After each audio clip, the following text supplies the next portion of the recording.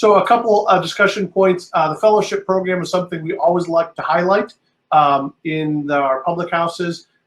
We do at Packard Place a fellowship where people, entrepreneurs who are just getting started, can come and work for free because we want people to be part of the community. And we do that as a way of giving back to the community and understanding that resources and connections are the most important things for entrepreneurs. So if you know people who might want to do that, please have them apply for the fellowship, and Jasmine can put a link to the Packard Place Fellowship in there. Jasmine Boyce is not only our community manager at Packard Place, but is also the kind of producer for tonight's event behind the scenes. So Jasmine can do that. And then also talking about the fact that we do office hours for experienced founders who want to give back to the community. There's no charge to do this. It's open to everyone. These are folks who've had a degree of success in their entrepreneurial life in a number of different areas. Pay that forward. And so, Jasmine, you can also put that link in the chat, if you will. And we'd encourage you to spread the word when you meet entrepreneurs who are looking for advice or trying to find some mentors. Be able to go ahead and be able to do that. That would be great. And then the other question that we wanted to talk about here for a second is, I'm going to cheat on my notes, talking about election deadlines. So we're a nonpartisan organization, as you all know, but we do promote really heavily for the entrepreneurial community and those supporting the entrepreneurial community to get out and vote. The deadlines, and I'll just read it here since my screen share is not working.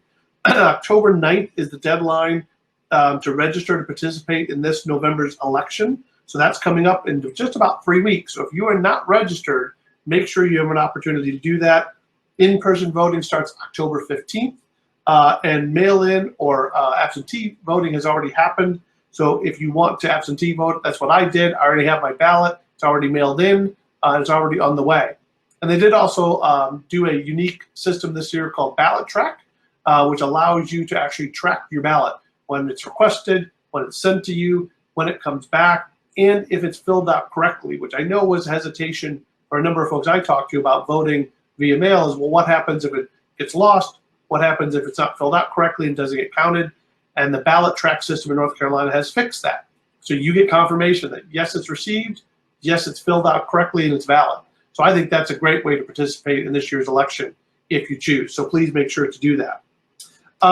One thing I wanted to mention before we turn it over to Debbie a little bit to talk about the Latin American Chamber of Commerce, and a little bit of a sad note. Many of you know Juan Garzon, who's a great community leader and has been for quite some time in the Charlotte area. He normally comes on to do an announcement about events, and he wasn't on a couple of weeks ago, and we found out the reason why is that his sister's had a medical episode where she had a brain aneurysm and is in a coma. So Juan is focusing on family. The reason I mention it here, though, and Jasmine's going to put a link in the chat, is Juan's family has started a GoFundMe campaign. His younger sister is a college student, very big into music. I've not met her personally, but obviously seems like a wonderful person. And obviously, there's a very hard time for Juan and his family, and she'll have a tremendous amount of bills, let alone medical issues coming out of this. And I guess that's the traditional, or the now new traditional thing to do when people have events like that, is at least that's some way of trying to help out versus send flowers. So if you can and you're so inclined, Juan's a great community leader, and I know he would love to see support from all of us. Packard Place is making a donation as well, and we'd encourage you to do that if you can. Actually, Caitlin just put it there, which is great. So a little bit of a sad note, I know, but maybe an opportunity for our community to rally around one of our great community leaders.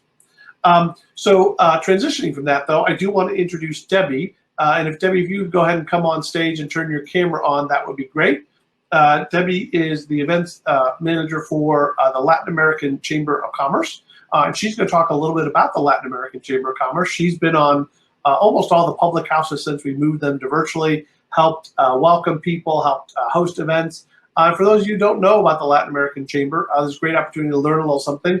And they're kind of our co-producing community organization for tonight. And we're going to try and do that more and more, pull in different organizations in each public house to kind of do a co-event. So Debbie, it's great to see you. And I'm going to turn the stage over to you. And then when you're done, I'll pull up the slide. Well, actually, I won't pull up the slide because it's not working. Maybe I'll try it again. on the panel discussion tonight, so you can introduce everyone. Sounds good. Thank you, Dan. Hello, everybody. My name is Debbie, and I'm here on behalf of the Latin American Chamber of Commerce of Charlotte. I am excited to be back with all of you once again here at Public House. Like Dan said, I think I've come almost to all of them. So I'm very happy to be partnering with you today and to be moderating our panel. But before we get to the panel, I did want to talk to you a little bit about who we are as the Latin Chamber, for those of you that aren't familiar with us. So we are an organization that has been serving the Charlotte Latino business community since 2001. And what exactly does serving mean? It means that our purpose from the very beginning has been to offer a sustainable bilingual platform for programs, events, services that engage and empower both the Latino and the non-Latino businesses to grow. You heard it here. You don't have to be Latino to join the Latin Chamber. Our goal is to be able to provide resources for, yes, growth, but also connection between Latino business community and the Charlotte business community at large. Whether that's through networking, facilitating supplier diversity opportunities, or providing different types of business educational programs. We do a little bit of everything at the Latin Chamber, but we always try to do it both in English and in Spanish. And why? It's because we understand that for a lot of our members, English wasn't their first language, and we want to offer them a service that feels comfortable to them in both in Spanish, right? So that it empowers them to continue to learn and to grow, because they're now part of this business community that's always changing, and there's always room to grow. We also work with the local workforce, and we try to connect them with companies within our membership that are seeking employees. So right now that has been very useful for a lot of people that are seeking up like employment opportunities. And also right now, we have kind of pivoted a little bit from our larger scale events that we used to do. I'm a little sad that we can't do them anymore, but I understand that it's for everybody's well-being. Right now, my project baby that I am very proud of is one that we're working with thanks to the support of the City of Charlotte. We are working with over 35 different Latin-owned restaurants every Tuesday, buying 25 family meals from them and giving them to families in need all over Charlotte. So that has been a very tremendous task to take on, but we're very happy that we are being able to help not only the restaurants and the economy, but also our families in need. And lastly, we're also working with Prospera, thanks to the Foundation for the Carolinas and United Way Central Carolinas, to offer more hands-on consultation to business owners during these difficult times. Let's see, what else do I have in my little notes to share with you? Oh, little plug for us. We are the #1 organization that supports Latino business community in Charlotte and the largest chamber in North Carolina. So we have over 300 members right now, and that means a variety of different companies, micro businesses, small businesses, and different. Interested in following our journey in this crazy world that we live in, all our socials are at LACC COT on Facebook, Instagram, and Twitter. And you can join us at one of our own networking events called Café y Pastel, or as one of our members. And I've also put our information in the chat.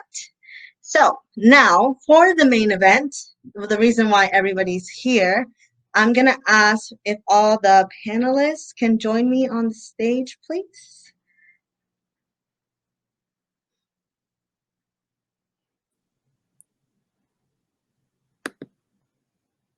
There we go. Thank you. Welcome, Erlan and Susan. I think Henry might be having a little bit of some connection issues, but we see your picture. Gonna give him a couple seconds more to connect. Yeah, we might we might only have Henry via voice if he can't connect, but he should be able to speak. Henry, can you hear us?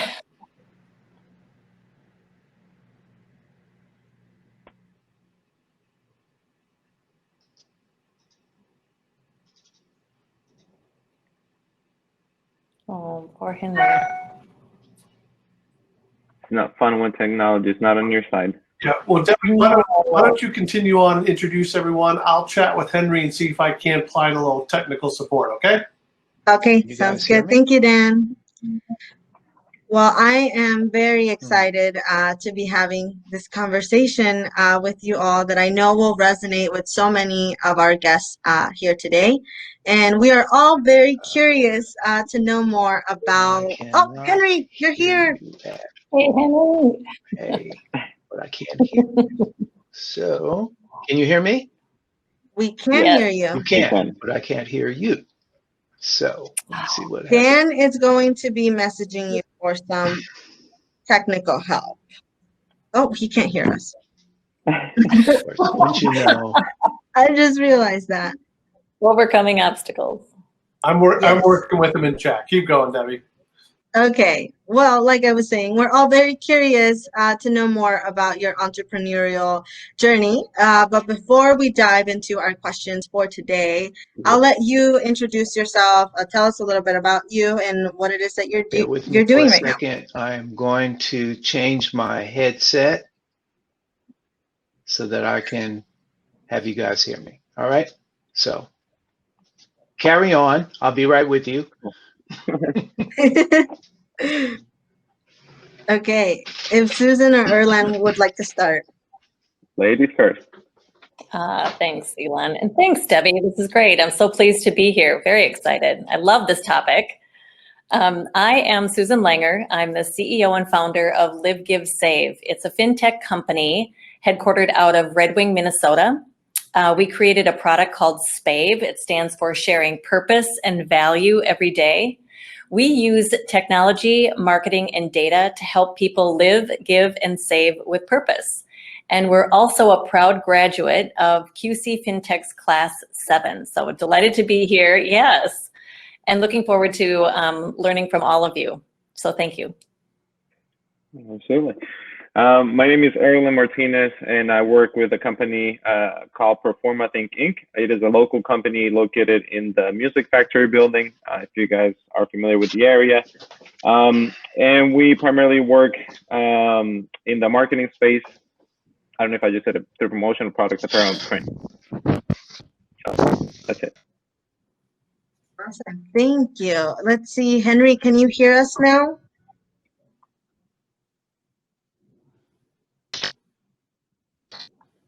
I think Henry's might still be Yeah, I'm going to say he cannot. having an issue. Okay. All right. Let's dive into the first question. And once Henry can hear us, we'll let him introduce himself. And all right. The first question is, well, you know, I think we all know that starting a business can be a little bit difficult sometimes. And I'm sure that there are a lot of components to starting a business that you didn't fully know about when you got started. What are some of the obstacles that you have faced during your entrepreneurial journey? Go ahead, Erlan. All right, so I'll take on this one. So the very first obstacle that I realized as I was starting out, it was a few months into my business journey, because I essentially represent the solopreneur community. And the first obstacle was definitely facing the reality. And what I mean by that is, you know, whenever you're starting out, you have these huge expectations and, you know, great ideas, and you have that fire and desire within you. But it's not until you face the reality a few months afterwards, you know, if things are going well, you're obviously excited, but if things are not going well, which was my case, and as they say, you know, a lot of businesses, they have about an 80% chance of failure. When you're faced with that reality, you're like, okay, there is a lot more things to consider. There is a lot more things that happen within the first few months. So for my perspective, definitely facing the reality was one of my biggest obstacles that I have to fix and like face and overcome in order to get to the next step. Great. Thanks, Erlan. For me, I was building a technology company without a technology background. I'm a marketer. I come from banking, marketing, and philanthropy. And so I had to think about the type of team members that I was going to bring on, how I was going to entice them to work for me without having funding, and then to raise those funds in a manner that would help build the business and grow the business. It was the biggest obstacle for me, I guess, was trying to figure out the whole equity stake for compensating people without having money. And so that was, I think, the first and the biggest obstacle. And then you get down the road where you're identifying board members and advisors, and you have to pay them equity also to entice them to support you, and creating the right mix of what your values are for a company and also what your vision is, and then what are the expectations that you have of those board members and advisors, and how do you keep them accountable? So there was a lot of the beginning stage of setting the ground rules that you just have to power through and ask questions of people and join accelerators like QC FinTech. Absolutely. I'm sure that was a big help to see and get support from other people kind of going through the same motions that you were going through. Oh, that was massive. You know, you're not alone. And I think that was one of the biggest things that psychologically, I think is a key thing for an entrepreneur. You know, M. Scott Peck wrote the book, The Road Less Traveled, and the first sentence I think is, life is difficult. Well, entrepreneurship is messy, and it's difficult every day. And so, you know, being with others and hearing the same issues that they've had just kind of gave you a sense of solace and peace of mind that you're not alone and you're not crazy. Exactly. Well, let's give Henry the opportunity. Henry, are you good? Can you hear us? You're muted. You have to unmute yourself.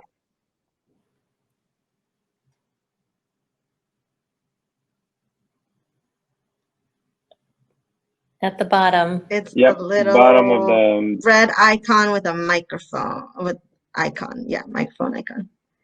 It should say mic off, and you got to click it, and it'll turn green. It's on the bottom left-hand side.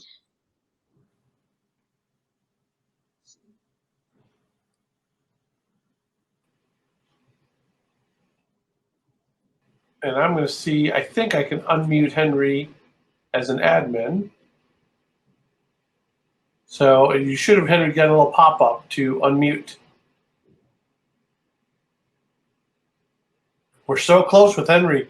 Hey, we're there. We want to hear your story, Henry. Let us hear your story, please.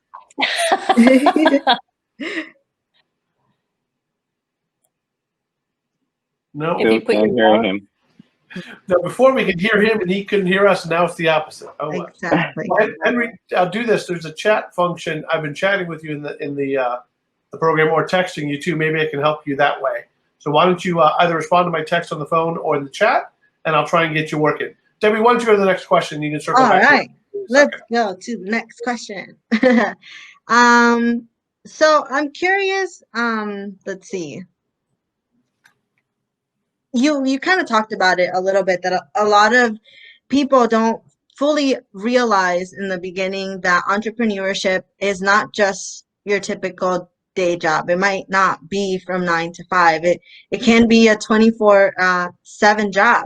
And because of this, I assume a lot of entrepreneurs in the beginning experience burnout pretty quickly because they want to do everything by themselves and so fast. I know, Susan, you talked a lot about setting that groundwork in the beginning, and knowing that you were going to need help. And sometimes people don't, they want to do it all by themselves. So how can some entrepreneurs learn to recognize these symptoms of entrepreneurial burnout in the beginning so that they avoid it? What can they do? What recommendations do you have? I'll take that one first. Yeah. So I have the 3 R's of entrepreneurship. And I learned this from women in Africa and the developing world, on like these amazing women were successful and they were living in abject poverty. And I was like, what's the secret here?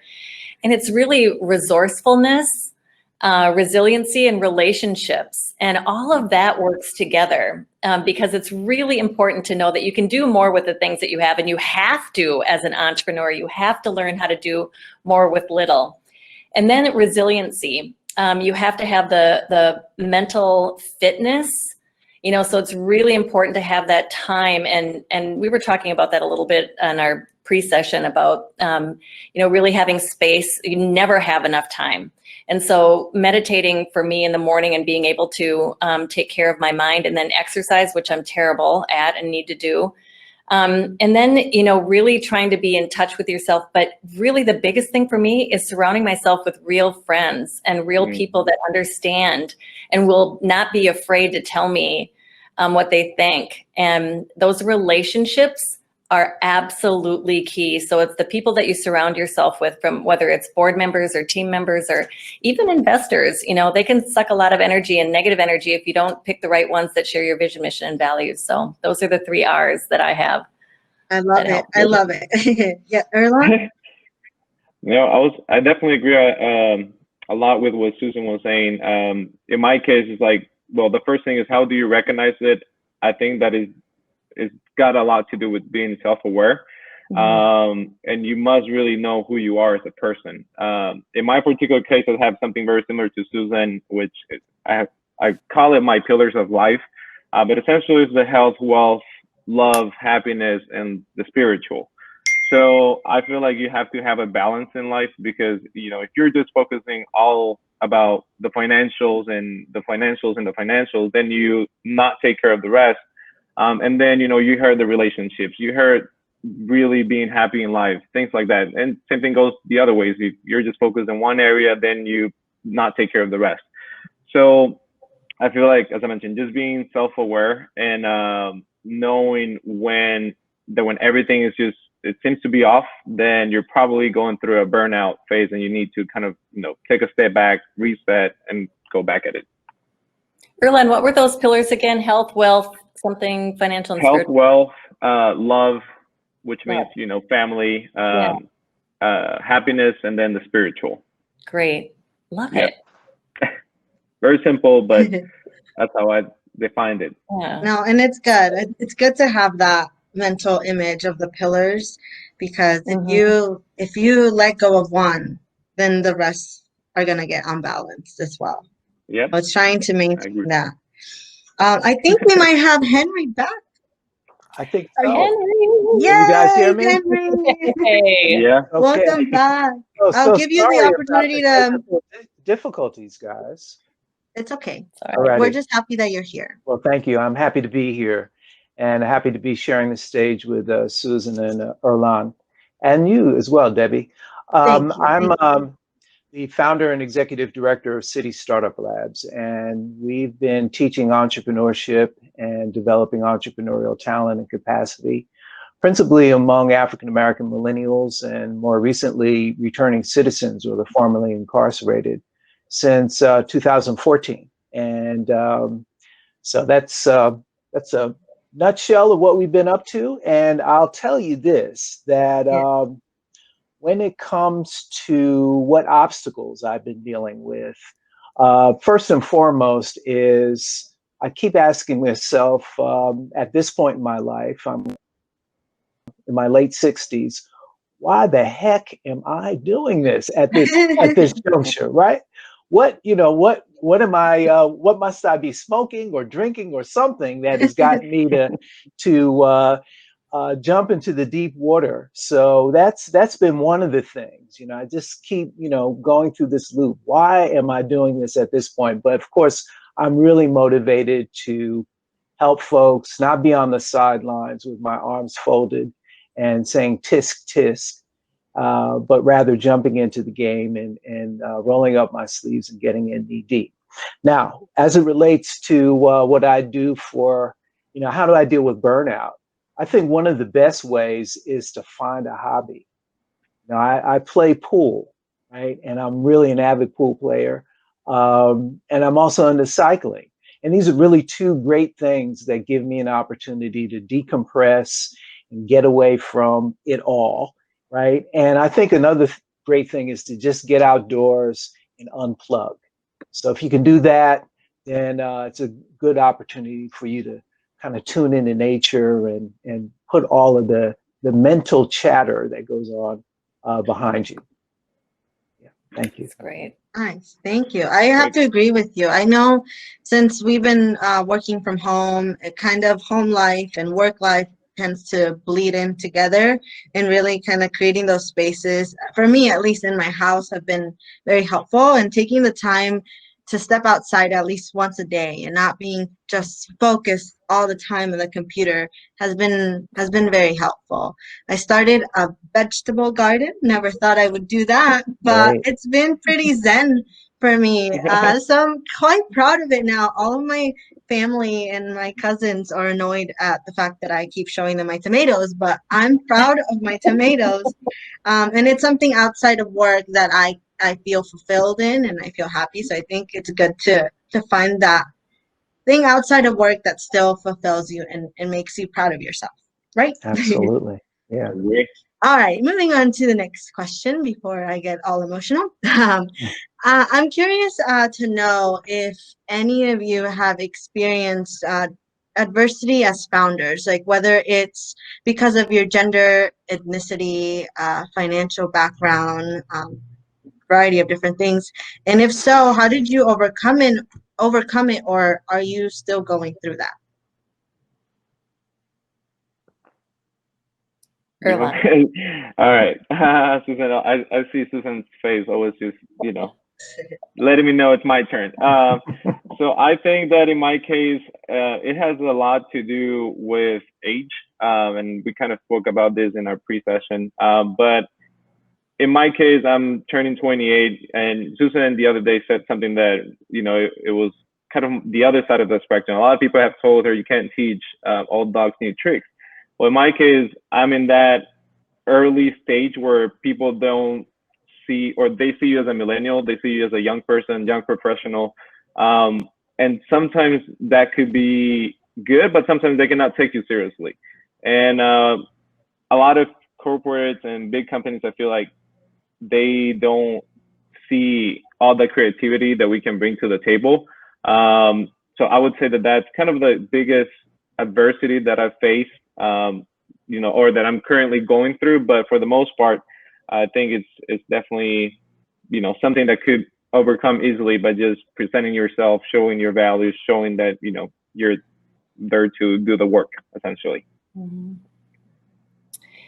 Yeah, no, I would echo that. I definitely have experienced the gender and age, and I haven't in the past. It's really interesting as far as the gender aspect of it, but I did notice in doing pitches to a lot of groups that I'm not sure if it was gender, if it was age, or a combination of the both. And you have to sell your product no matter what. You really have to bring it home.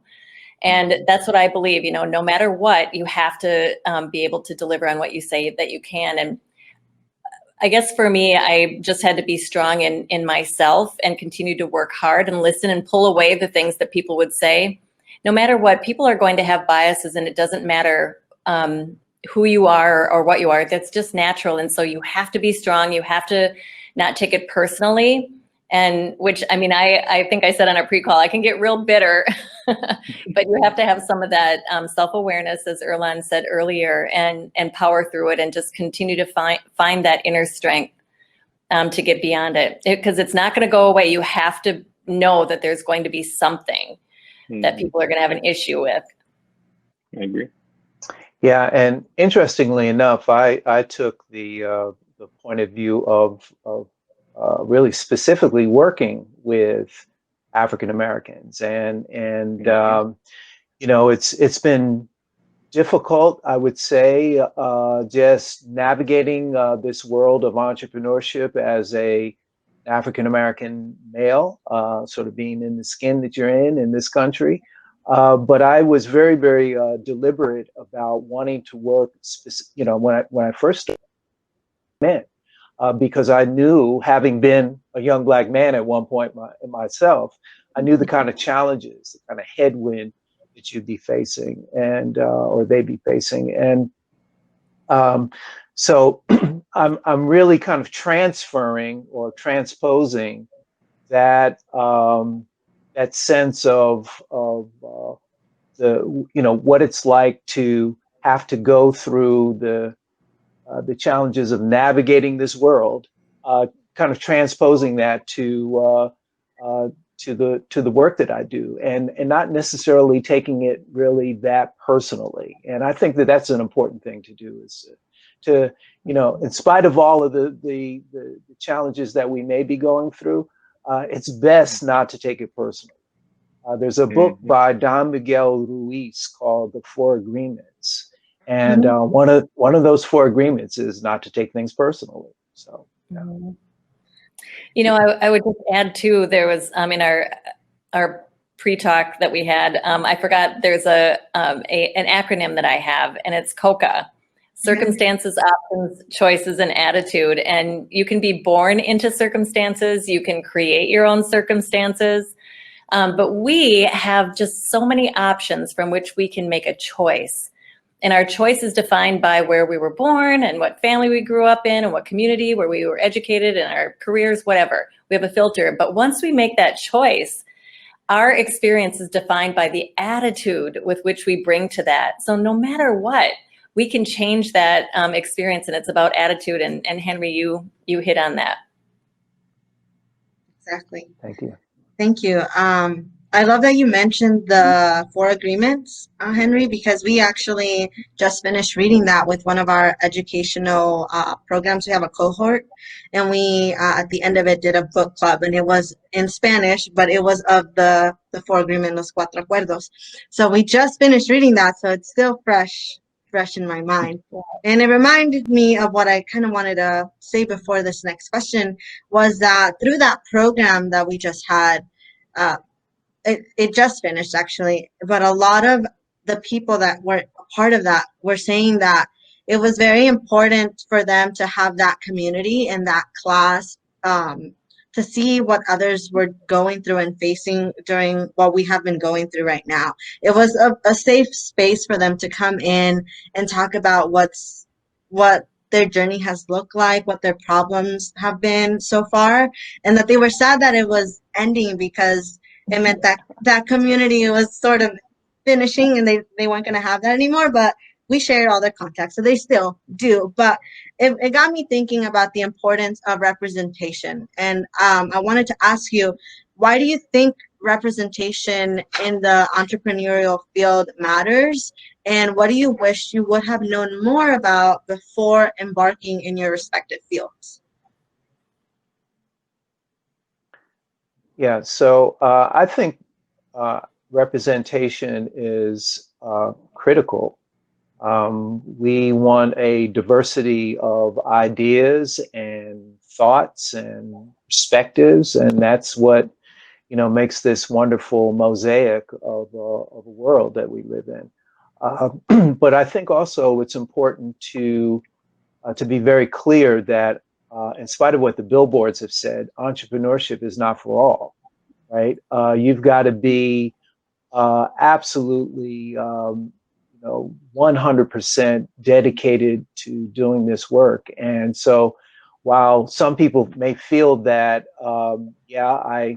I've got a knack for this, that, or the other, it really takes an inner sense of who you are, and a heck of a lot of determination and drive in order to really bring your dreams and your ideas and so forth into manifestation. So, not everyone is cut out for that.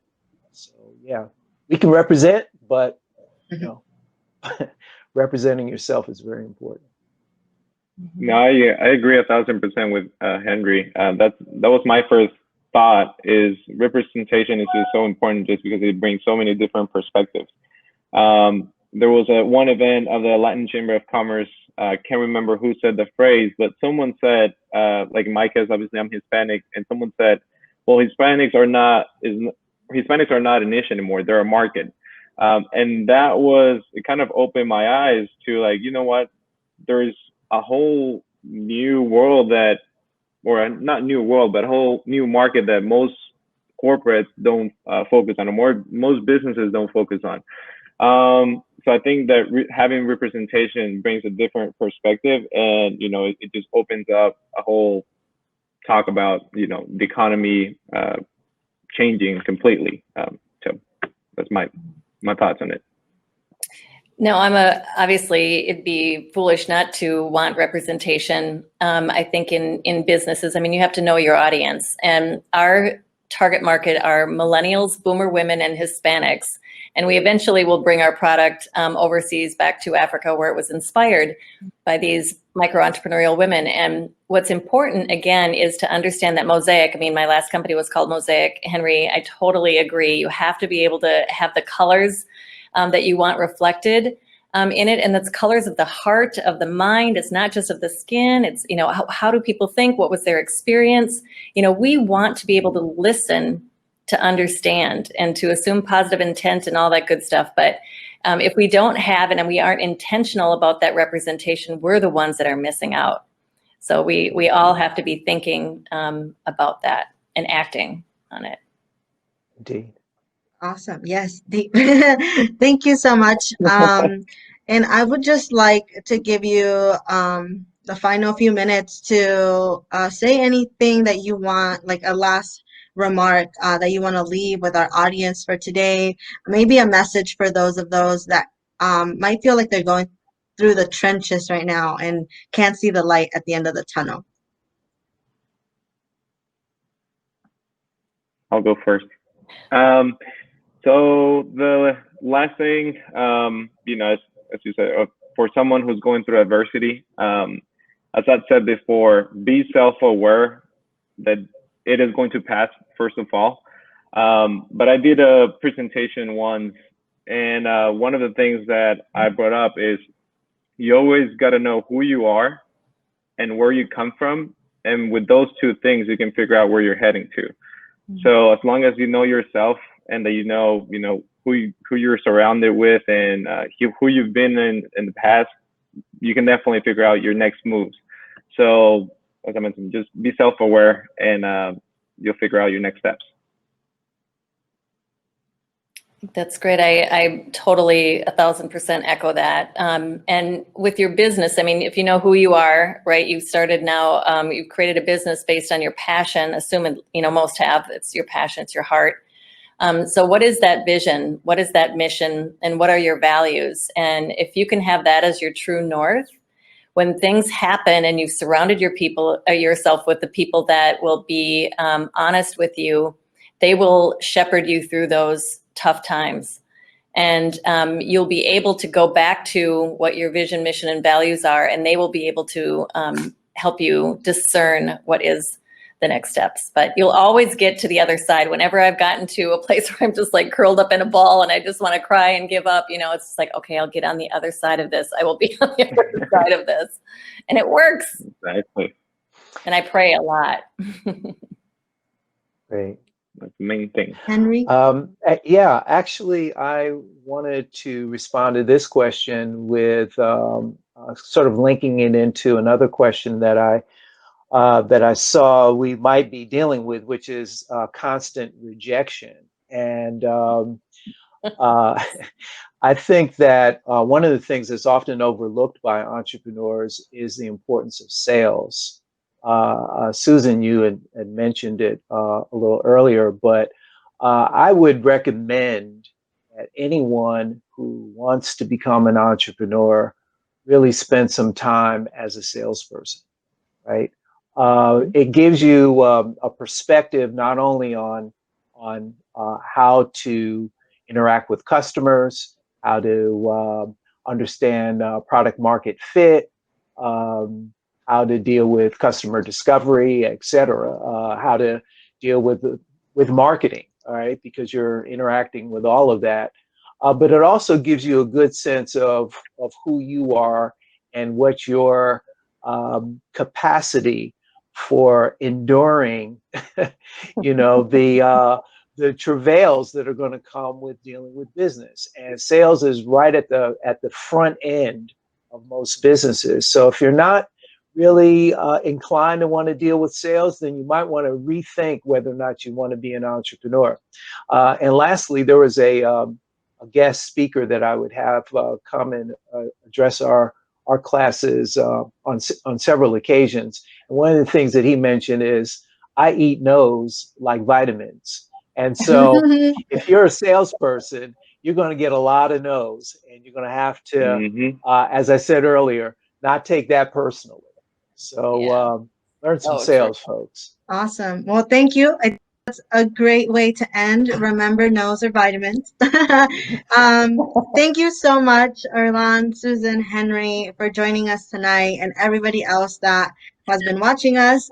We appreciate you being here, and we hope that you took a little nugget of information, or a lot of nuggets of information today. But thank you.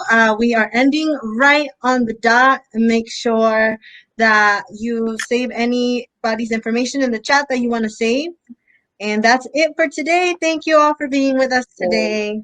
Thank you. Thanks so much. Bye. Enjoyed it. Thank you so much. Sorry for the I really technical appreciate difficulties. It's okay. All right. Have a good one, folks. No worries. Bye-bye now.